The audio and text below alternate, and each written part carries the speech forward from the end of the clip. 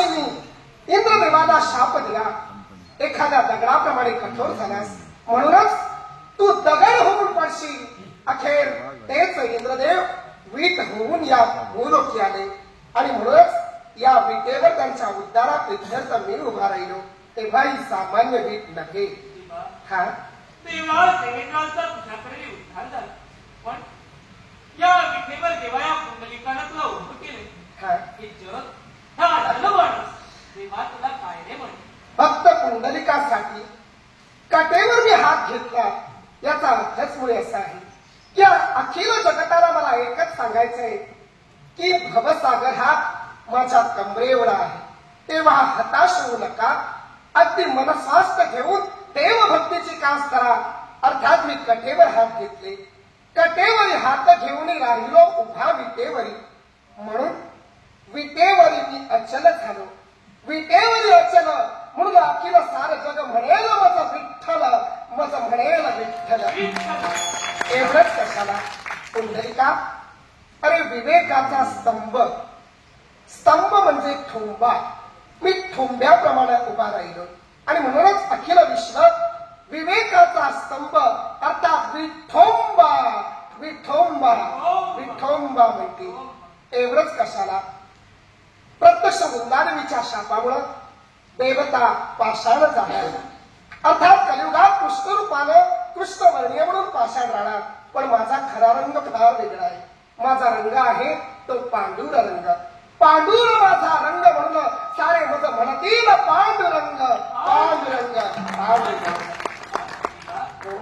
त्या ज्या स्थळी देव प्रस्थापित झाले त्या स्थळाला काही ना काहीतरी अनन्यसाधारण महत्व आहे. मग देवा या पुंडलिकासाठी इथं अवतरला, या ठिकाणाला सुद्धा काहीतरी महत्व असेल. निश्चितच प्रत्येक ठिकाणी देवाचा पदस्पर्श झाला, ते खऱ्या अर्थानं तीर्थस्थान झालं. अर्थात याही जागेला अखिल विश्व होणार ते कोणत्या रीतीनं. पांडुर माझा रंग म्हणून माझं म्हणतील पांडुरंग आणि पांढऱ्याचे पुर म्हणून सारे म्हणतील पंढरपूर.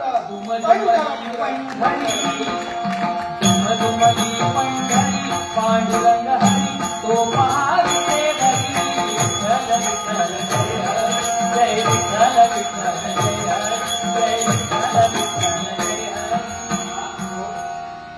पुंडलिक पहा,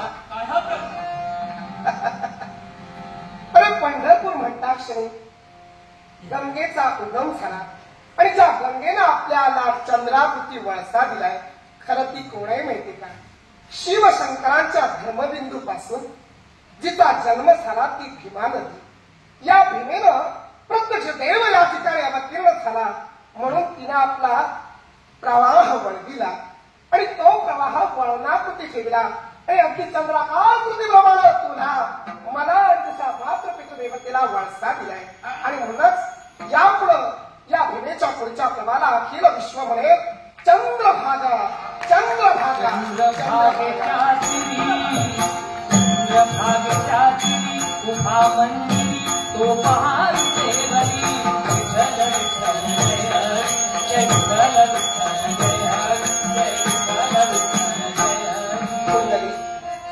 आज आहे ती आषाढ एकादशी आणि या दिवशी खऱ्या अर्थानं तुझा देव खऱ्या अर्थानं तुला दर्शन देता झाला आणि म्हणूनच आजच्या दिवसाला अनन्य साधारण महत्व या विश्वात असलाय. आजच्या दिवशी विठ्ठलाच्या भक्तीने लाभून निघालेले विठ्ठलमय झालेले सारे माझे भक्त दिंडी पताका वैष्णवांचा भार घेऊन टाळ मृदुंगाचा गजर करत करत या पंढरपुरात येतील, या चंद्रभागेत स्नान करतील आणि खऱ्या अर्थानं पावन होतील. पण प्रत्येक जण हरिस्मरण करताना भजन कीर्तन करतील. पण याच नामस्मरणाच्या सर्वारंभी कुणाचं नाव बरं घेतील? देवा, अरे तुझं नामस्मरण करत असताना देवा तुझंच नाव घेतील. नाही नाही, अरे माझं नाव नाही, तर भजन कीर्तनाच्या सर्वारंभी आणि अखेरीस नाव कुणाचं घेतलं जाईल तर या माझ्या भक्त पुंडलिकाचं आहे. आणि ते कोणत्या रीतीनं? पुंडलिका वरदे हरी पुंडलिक वरदे.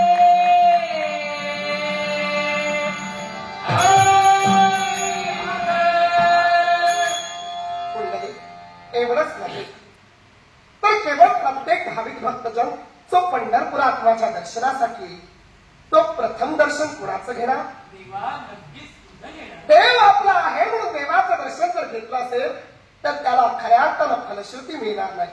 आणि म्हणूनच पहिलं दर्शन घेणार तो माझ्या लाडक्या पुंडलिकाचं.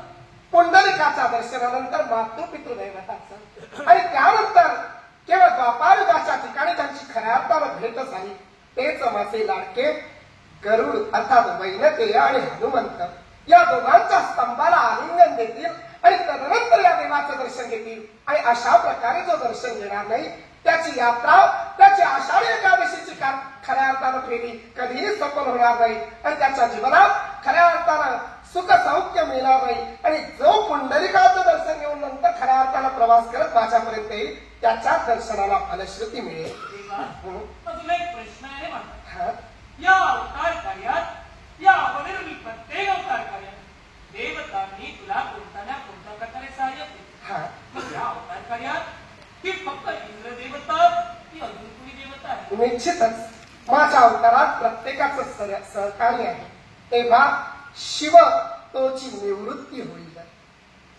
सोपान अर्थात ब्रह्मदेव, ज्ञानेश्वर प्रत्यक्ष वैष्णू वैकुंठीचा नारायण आणि मूळ माया ही प्रत्यक्षात खऱ्या अर्थानं मुक्ताई म्हणून येईल. तेव्हा ही चौघं भावंड भागवत धर्माची पताका फडकवतील आणि खऱ्या अर्थानं वैष्णवांचा धर्म साकार करत या